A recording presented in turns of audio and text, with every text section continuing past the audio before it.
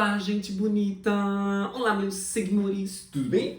Quero falar com vocês sobre O Avesso da Pele, de Jefferson Tenório. A primeira coisa que eu quero destacar para você é que este romance ganhou o Prêmio Jabuti de 2021. Veja, o Jabuti, se não é o maior, é um dos maiores prêmios da literatura brasileira. Então dá para perceber que ele é um romance muito bom. Portanto, Respeite. exatamente, Samira querida. Me respeita, respeita. Tá aqui um dos melhores romances que eu já li. E olha que eu não li pouca coisa não, hein? A outra coisa que eu quero que você tenha em mente em relação a esse romance é a maneira como essa história é narrada. Veja bem, quem conta essa história é uma das personagens, Pedro. Ah, e você vai me dizer, então esse romance está em primeira pessoa. Daí a tua vontade de perguntar, professor, esse romance então teria um narrador personagem, ou seja, quem conta a história é a personagem principal, a história gira ao redor dessa figura, ou será que o narrador ele é testemunha? Quer dizer, quem conta essa história não é a personagem principal, né? Ela vai apenas acompanhando o que acontece com a outra personagem, essa sim é que é principal. Bom, como é que eu responderia? Bem assim, né? As coisas são um tanto quanto complicadas. Mas é aí que está uma das belezas desse livro. Porque veja bem, quem conta essa história, como eu disse, é Pedro.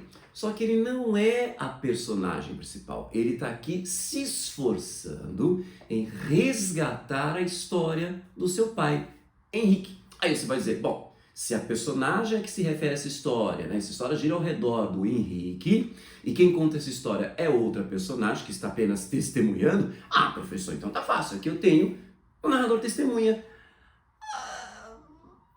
Não é bem assim. Deixa eu tentar explicar. A narração em primeira pessoa, ela, veja, ela é feita por alguém que está dentro da história, é uma das personagens, e aí o que acontece? Nós temos a desvantagem, o defeito de ser uma visão, de apresentar, né, uma visão parcial da história. A gente não fica sabendo de tudo. Bom, se isso é um defeito, por um outro lado, tem uma excelente vantagem, é uma excelente qualidade, que é o quê? Como a gente está de dentro da história, acompanhando essa personagem em primeira pessoa, esse foco narrativo em primeira pessoa, o que acontece? A gente sente tudo. E isso é ótimo para este tipo de narrativa, em que acontece o seguinte, o pai dessa personagem, Henrique, ele foi morto numa operação desastrosa da polícia. Então é um livro todo marcado de feridas, é um romance de feridas. Então nesse aspecto, numa narração em primeira pessoa, em que você tem feridas, muito sofrimento, nossa, aqui é muito doloroso esse livro, é tanta dor, então em primeira pessoa, olha, isso está ótimo para você captar essa dor, para você captar essas feridas. Mas aí que está a complicação, né? Porque este narrador, ele fica toda hora se dirigindo ao seu pai, o Henrique, né? O Pedro se dirige ao Henrique, toda hora fica falando, não, você fez aquilo outro, você passou por essa situação, eu imagino que você tenha feito isso. Então veja, me dá a impressão, como é um foco aonde está focado no seu interlocutor é aquela pessoa com quem eu estou conversando, então poderia até dizer, não, professor, este romance está em segunda pessoa.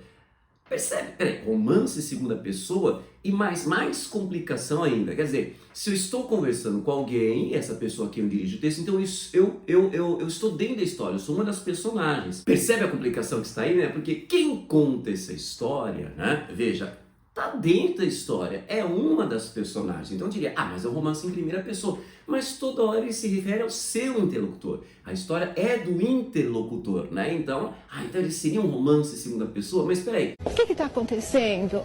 Hã? Então, professor, esse é um romance em segunda pessoa? Mas existe isso, um romance em segunda pessoa? Pelo que me lembro, a segunda pessoa é muito comum no teatro, né, em que você tem um interlocutor, você tem aqueles diálogos constantes. Então, haveria... será que esse romance faz uma incorporação de características do gênero dramático?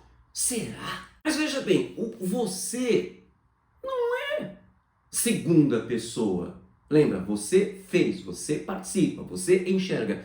O você é um pronome de tratamento, Portanto, ele faz com que o verbo esteja na terceira pessoa. Então, se eu uso você, eu estou na terceira pessoa. Ah, então o romance é em terceira pessoa, professor. Mas como um romance em terceira pessoa, se quem conta essa história é uma das personagens? Ah, então ele seria... peraí, é primeira pessoa, segunda pessoa, terceira pessoa? O que está acontecendo? Hã? O pior é que quem conta essa história é uma das personagens, portanto isso nos empurraria para a primeira pessoa. Só que esta primeira pessoa, ela tem onisciência, ele sabe o que se passa na mente das personagens, do Henrique, né? Que é o pai dele, da Marta, que é a mãe dele. Então, pera. Narrador em primeira pessoa, com onisciência. O que está acontecendo? Hã? Meu Deus, isso mesmo, o que está acontecendo? O que está acontecendo? Mas veja bem, é esse aspecto que ajuda a tornar esse romance excelente, porque ele não é padrão. Mas você falou que era padrão. Mas que padrão que você é? Exato, ele não é padrão como a Samira Close. A louca! Mas veja bem, ele quebra as regras, que é uma característica da literatura contemporânea, né? Arrebentar padrões, arrebentar estruturas, porque você tem um narrador em primeira pessoa que tenta resgatar a imagem do seu pai, né? Perdeu o pai, né? Então ele quer recuperar, já que eu não tenho mais o meu pai, eu quero, por meio da narração, por meio do discurso, recuperar essa imagem dele, né? E aí, veja, esse narrador em primeira pessoa, ao recuperar essa imagem, ele começa a imaginar o que está na mente do seu pai, da sua mãe. Então ele acaba assumindo uma onisciência. Veja, o que ele faz? Ele não é padrão. Mas você falou que era padrão. Mas que padrão que você é? Agora, o irônico é eu aqui fazendo um elogio de um romance que não é Padrão. e eu fazendo uma análise toda Padrão. buscando exatamente os elementos que são, Padrão. por exemplo, foco narrativo e tipo de narrador. Mas tem mais coisa Padrão. aqui. Veja bem, além de destacar o narrador e o tipo de narrador, coisas completamente inovadoras desse romance, eu vou destacar, por exemplo, o tempo. Bom, essa história se passa lá pela década de 1980. Espaço, outra categoria. Padrão. Essa história se passa, na imensa maioria do romance, em Porto Alegre. Há uma boa parte dela que se desloca para o litoral de Santa Catarina, para onde a mãe do Pedro, né, a Marta, ela morou parte de sua infância e adolescência. E um titinho da história, bem tititinho, vai se passar aonde? No Rio de Janeiro, quando o pai do narrador vai ver o velório, né? Quer dizer, o pós-velório do seu pai, que na verdade é o avô de Pedro. Outro aspecto que achei interessante nesse livro, que foge do Padrão. ele ter o quê? Todos os seus capítulos são compostos, todos não, a maioria dos seus capítulos, a imensa maioria dos seus capítulos, são feitos de um parágrafo só. Em que eu tenho, veja, isso parece imitar o jeito da oralidade, em que eu tenho um narrador que desembesta a falar sobre um determinado tópico, sobre um determinado assunto. E qual é esse assunto? O racismo. O livro nos mostra como Porto Alegre é uma cidade extremamente racista. Mas os fatos abordados aqui você pode expandir para outras partes do Brasil, obviamente. O que prova como o racismo em nossa sociedade ele é estrutural, ele é cotidiano e muitas vezes sorrateiro. E o livro é uma sequência de relatos, né? E o livro vai nos mostrar vários momentos, né? A base dele é exatamente isso, né? Vários momentos em que se manifesta direto ou indiretamente, sutil ou violentamente, agressivamente, o racismo. Para começar, você vai ver como os negros, né, são os mais vulneráveis, são aqueles que mais facilmente estão em baixíssimas condições de vida. Você até percebe no decorrer da década de 80, até mesmo chega à época atual, né, uma melhora na qualidade de vida dos negros, dos afrodescendentes. Mas essa evolução é muito sofrida, né? Você vê personagens que antes, como é o caso da Marta, moravam em favela e conseguem, graças a um cursinho popular, né? Graças a entrar numa faculdade que é paga com muito sacrifício, ter uma leve melhora na condição de vida. E veja, e não é só a Marta que melhora de condições de vida, a gente vê isso também no pai do narrador, o Henrique. E eu não esqueço, me chocou muito, né, o episódio em que ele consegue um emprego, o primeiro emprego dele de office boy. Na entrevista de emprego mesmo, o patrão fala, eu não gosto de pretos. Mas ele até conta a história de que ele foi roubado pelos caseiros dele. Olha que engraçado como eu pego um fato, meus caseiros pretos me roubaram, por isso que eu não gosto de preto. Ele generaliza isso. E ainda vem com esse discurso, não sei nem como qualificar isso. Olha, mas eu vou te contratar porque eu vou fazer a minha parte. Porque se cada um fizer a sua parte pelos pretos, muito que essa nação vai contribuir. E o engraçado é o Pedro vindo isso tudo, né, com uma cara de proteção de tela, uma cara de paisagem, né? Quer dizer, ouvindo essas expressões tão grosseiramente racistas e aceitando, eu não sei se é passividade ou resignação. Na verdade, é um sistema de defesa que os afrodescendentes, os negros, aprendem a ter para conseguir sobreviver numa sociedade tão racista como a brasileira. Ou então a Marta, aos 13 anos, na primeira vez que ela ouve isso, coitada, ela fica muito mal. Ela andando pelo litoral de Santa Catarina e um senhor, né, dizendo que nossa, que mulatinha gostosa. Nossa, olha a objetificação da negra. Ou então a gente pode lembrar a maneira como os pais de Marta morreram em episódios isolados, separados, né? Mas em episódios que revelam o descaso de nossa sociedade. Mais um negro morreu, mais uma negra morreu. Daí ela ficar por alguns dias na kitnet de uma tia, né, que toda hora reclama que, veja, eu não tenho condições de ficar com vocês, né, ela e o irmãozinho, né, e o que significa o quê? Que a presença de duas crianças já desestabiliza completamente o orçamento de uma família de negros. Aí você vê de novo esse tema das condições sociais, das condições econômicas dos negros, como ela é muito difícil. E foi por isso que ela se sentiu aliviada quando apareceu uma senhora, né, uma mulher nada convencional, que vê aquela menina e resolve adotá-la. Leva para o litoral de Santa Catarina, onde elas vão morar, numa favela, mas numa situação um pouco melhor do que aquela kitnet, né, ouvindo toda hora a reclamação da tia, né, ali em Porto Alegre. É lá que Marta cresce e acaba se encantando com um dos vizinhos, né, que é branco, se casa com ele. Mas o menino é um doce, né, mas como eles vão morar nos fundos da casa desse menino, né, no fundo das casas dos sogros, nossa, ela aguenta cada uma que... Gente, infelizmente eu sou dessas pessoas que pega ranço de personagem, pega raiva de personagem. Eu devia pensar, mas é só literatura, é só ficção. Não dá. Eu pego ranço. Um dia desses, a sogra da Marta aparece dizendo que ela tinha que ajudar na casa, já que estavam morando nos fundos, morando de favor, né? Então a Marta, além de cuidar do marido, além de cuidar dela, além de cuidar da casinha dela, do cantinho, tem que cuidar da casa da sogra, que é faxinar, lavar, passar, cozinhar, quer dizer, praticamente vira uma empregada doméstica. Por quê? Veja, família de brancos, já consegue imaginar por quê, né? E a justificativa, né? Toda hora aparece esse discurso, né?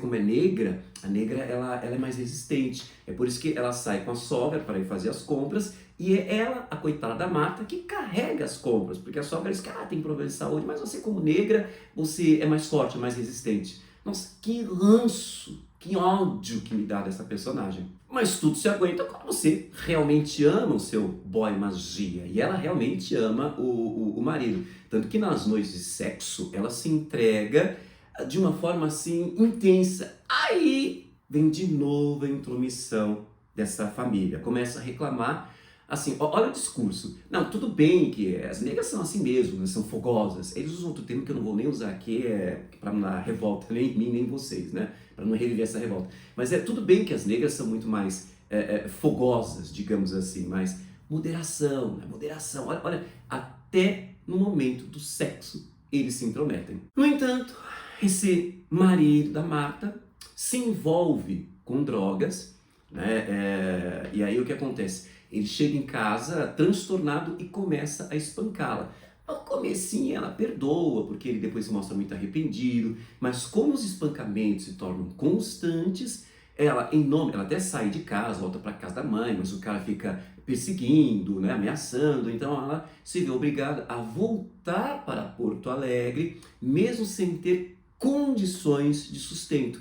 Mas sabe, né, é muito difícil a situação da mulher nesse país, ainda mais a negra. É ali que tempos depois ela conhece o Henrique e os dois começam um relacionamento e se casam, se unem. No entanto, ela se mostra muito obsessiva, muito ciumenta, é escandalosa, sabe? Aquela mulher barraqueira. E o Henrique, né, é sempre passivo. Ele ameaça ir embora, mas volta porque ela faz escândalo, né? Às vezes ele consegue mesmo sair, mas é tanto escândalo que ela faz, ela fica em cima e ele volta sempre. Veja, o que eu acho interessante desse romance é que você não pode enxergar isso com maniqueísmo, né? Aquela visão simplista, herói versus vilão, não tem isso. É que, na verdade, esse caráter dela, esse caráter dele, tem todo um embasamento psicológico. No caso dela, essa obsessão que ela tem, esse caráter, esse transtorno, que é esse jeito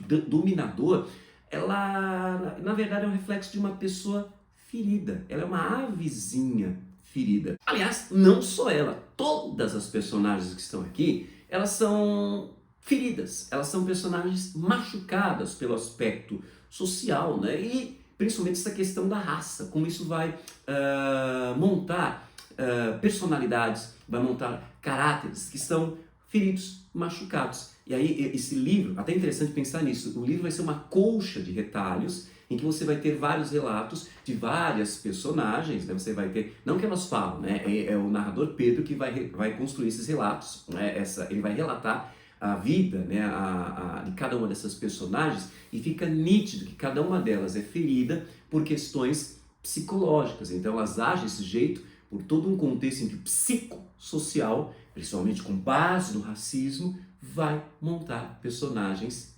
feridas. São passarinhos feridos. O que torna esse romance muito complexo no aspecto psicológico.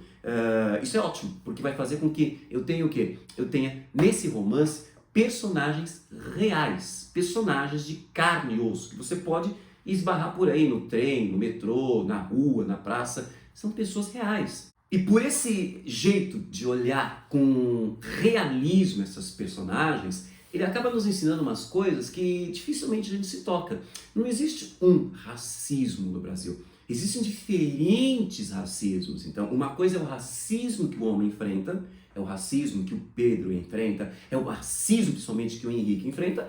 Outra coisa é o racismo que a Marta, como mulher, enfrenta. Então, racismo ao homem, racismo à mulher, são categorias diferentes. Outra coisa que esse romance nos mostra é como o racismo ele se mistura a relações afetivas e acaba até se tornando mais complexo, porque, veja, a afetividade é uma forma de você mostrar carinho, é uma forma de você mostrar que você gosta de uma pessoa. Só que como é que você pode ser a racista no momento de afetividade? Que o racismo ele é prejudicial, a afetividade ela é positiva, ela é benéfica. Então como é que você vai ser benéfico, quer dizer afetivo, sendo racista, vai ser maléfico? Não sei se você me entende a complexidade do racismo nas relações afetivas. Bom, para você entender o que eu estou tentando dizer, é só lembrar o que acontece com o relacionamento, o primeiro relacionamento que o Henrique, o pai do Pedro, né, teve na vida com uma branca, Juliana. Veja, eu tenho um negro que começa a namorar uma branca. E no começo desse relacionamento, eles não viam essa questão racial, eles se enxergavam como os dois seres humanos que se amavam. Na verdade, eles cumpriram até uma lição, um ideal que o próprio Henrique tinha ensinado para o Pedro, na infância do Pedro, e ele não tinha entendido muito bem. Ele falou que a questão racial, a questão da pele, ela permeia todas as relações sociais que os negros estabelecem. Só vem a pele, só vem a pele. Mas ele insistia que o filho tinha que se esforçar ao máximo para fazer com que o que está no avesso da pele, daí o nome do livro, o avesso da pele fosse enxergado. Não veja a cor da sua pele, ela é a superfície. Você é um ser humano, você tem mais do que essa questão da pele. O avesso da pele, né, é que deve ser valorizado, mas infelizmente não é isso que acontece no país. Veja, você percebe nesse relacionamento que começou pelo avesso da pele. Não se enxergava, os dois não enxergavam a questão racial. É um negro apaixonado por uma branca. E só se viam como dois seres humanos que se amam. Mas aí a dinâmica social começa a contaminar esse amor. Veja, as coleguinhas delas perguntando, mas como é que é? Como é que é namorar um negro? Ele tem aquela pegada, né? Você sabe o que elas querem dizer com isso? Negro, né, tem pegada. E aí ele vai levar a Juliana para a família dele, para a família conhecer, e as irmãs a acham insossa, né? Porque é uma branca se intrometendo no meio dos negros. Aí a Juliana é quem leva o Henrique para sua família, né? E aí a coisa piora. Por quê? Porque eles começam a fazer aquelas piadinhas de negro na frente dele. Eles falam, não, porque você é nosso amigo, olha a afetividade, né? Essas piadas você tá levando na boa, né? Porque a gente gosta de você é um cara legal. Quer dizer, eu acho que ele aceita no começo para se enturmar, para, sabe, se sentir aceito. Mas depois, quando ele começa o quê?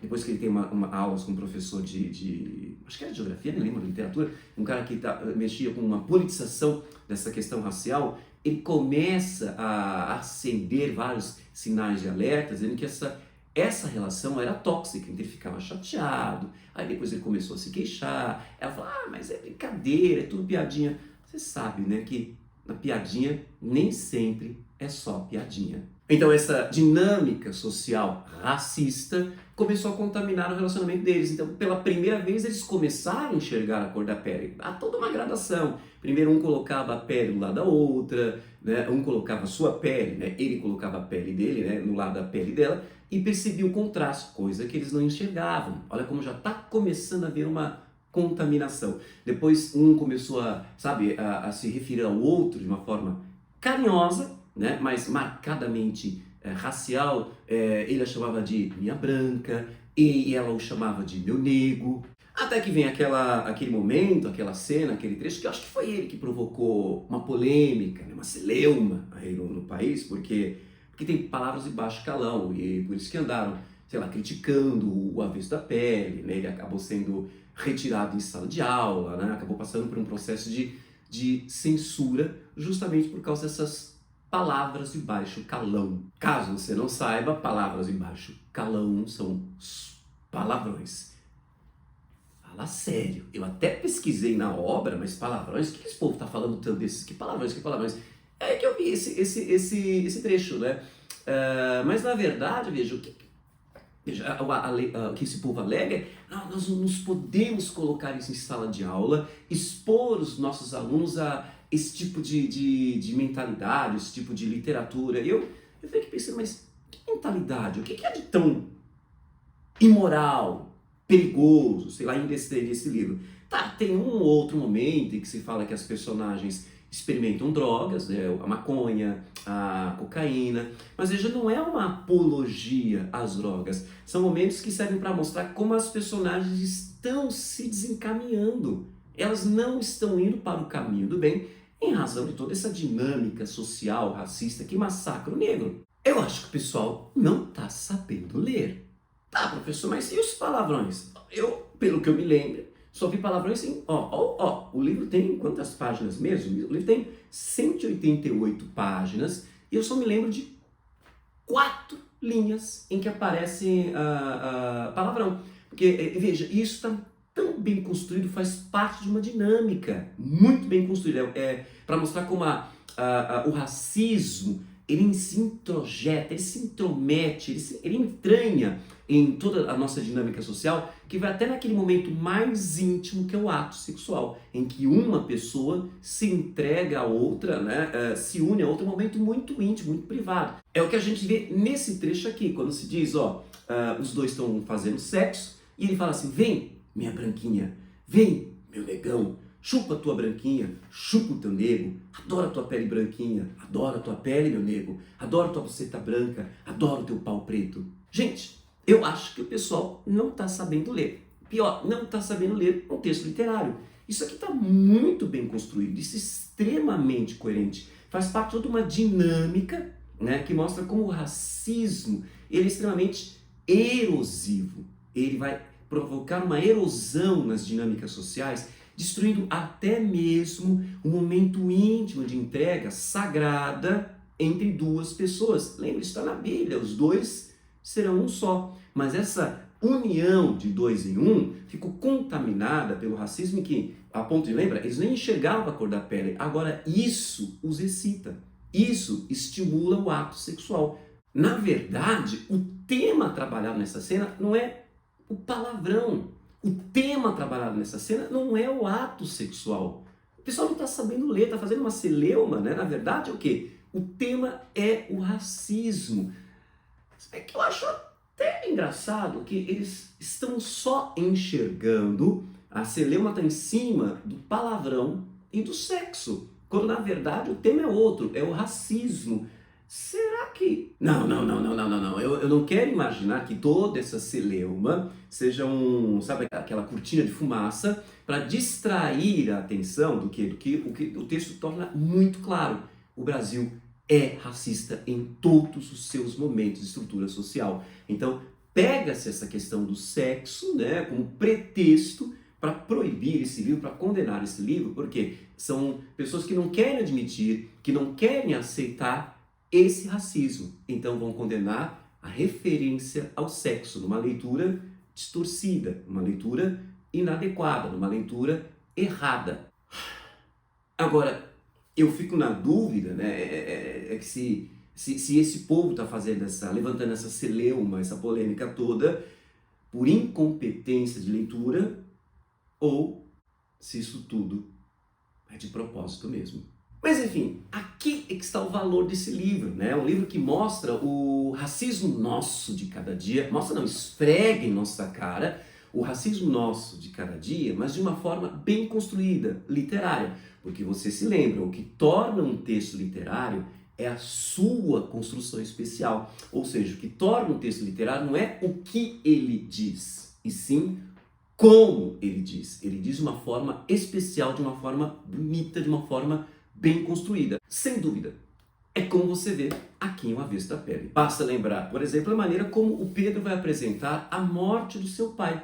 Lembra que eu falei que ele morreu numa operação desastrosa da polícia, né, durante um enquadro. Então você vai ver um crescendo que o Pedro vai nos mostrando. Ele vai relatando cada um dos momentos que o Henrique sofreu em quadro da polícia, e você vai vendo esse crescendo, desde o mais simples, a coisa ficando cada vez mais complicada, mais intensa, mais tensa. E veja, tudo isso, pelo menos no começo, é encarado com a naturalidade. Não, é normal tomar enquadro, ou é normal fazer enquadro, né? E o mais interessante, né, de uma forma...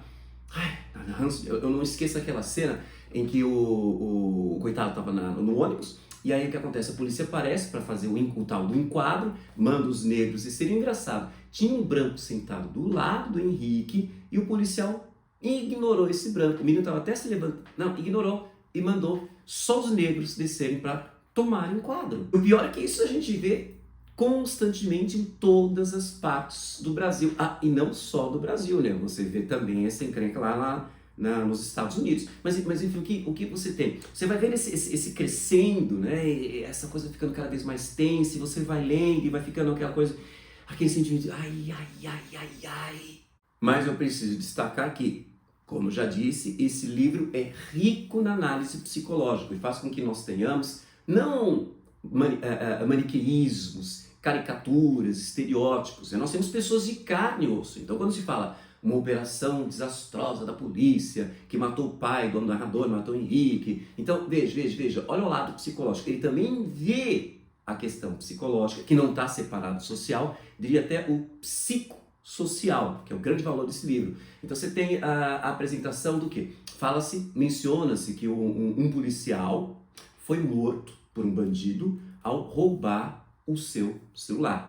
Veja bem, quando eu falo o seu celular, desculpe a ambiguidade. Então o bandido rouba o celular do policial e nesse roubo mata o policial. E você, que é uma pessoa antenada, uma pessoa bastante formada, já sabe, né, como é que vai ser o comportamento da polícia aqui desse romance de Porto Alegre. que não é diferente da polícia de várias outras partes do país. Mataram um policial, um bandido mata o policial, então vem esse sentimento que é uma mistura de corporativismo com vingança. Eles vão para cima ali do bairro que aconteceu esse crime. E tudo isso por um celular. Nossa Senhora, mataram um policial por um celular. Como a vida vale pouco. E faz até lembrar o Diário do Detento de Racionais MC, o seu celular, seu computador. Que na verdade, olha que interessante, é um ponto de contato bastante enriquecedor entre esse livro e o Sobrevivendo no Inferno dos Racionais. São as duas obras que mostram de uma forma intensa, né? Acho que são as duas melhores obras que mostram de uma forma intensa o que é a questão do racismo, o que é a situação do negro no país. Então, você não conhece Sobrevivendo no Inferno? Ah, duvido, mas você não sabia que dá para fazer análise literária dessa obra? Veja esse videozinho aqui. E aí você vai entender por que Sobrevivendo no Inferno é apontada como uma das 5 melhores obras da arte brasileira. Vai lá. Mas enfim, então nós temos um romance que tem um respeito com a análise psicológica e não vai, por exemplo, estereotipar, caricaturizar os policiais. Então nós vamos ver também nesse crescendo, né, desses enquadros, paralelamente uma história de um policial que a toda madrugada acorda, né, tem toda madrugada pesadelos, né, uma situação bem intensa. Ele acorda porque tem um pesadelo com que ele sonha? Que a sua casa está sendo invadida e ele não tem como defender a sua família. Então veja, já tem um policial que já está numa situação extremamente tensa e é ele quem vai ser mandado para essa região onde o seu colega de trabalho foi assassinado por causa de um celular. Então você já imagina como está tenso, estrambelhado psicologicamente, desestabilizado, desmontado psicologicamente esse policial, que vai no enquadro do nosso professor Henrique. E é engraçado que é justamente um momento em que o Henrique está, digamos, iluminado, glorioso, porque ele, como professor de português, nesse desânimo, né, sabe, que você tentar ensinar a língua portuguesa, a gramática, literatura, alunos completamente desinteressados, quando leia o livro, que você vai ver como essa cena está muito bem montada. Leia esse livro, vale a pena esse livro. Enfim, esses são os elementos mínimos que eu queria que você tivesse em mente em relação ao Avesso da Pele, de Jefferson Tenório. Espero que minhas observações tenham sido úteis. Se você gostou, curte aí, deixe o seu comentário, compartilhe em suas redes sociais, porque conhecimento é para isso mesmo, é para ser compartilhado. E também não se esqueça de se inscrever em nosso canal e de ativar o sininho para ficar sabendo em primeira mão de nossas novidades. Um beijo no avesso de sua pele e até o nosso próximo encontro.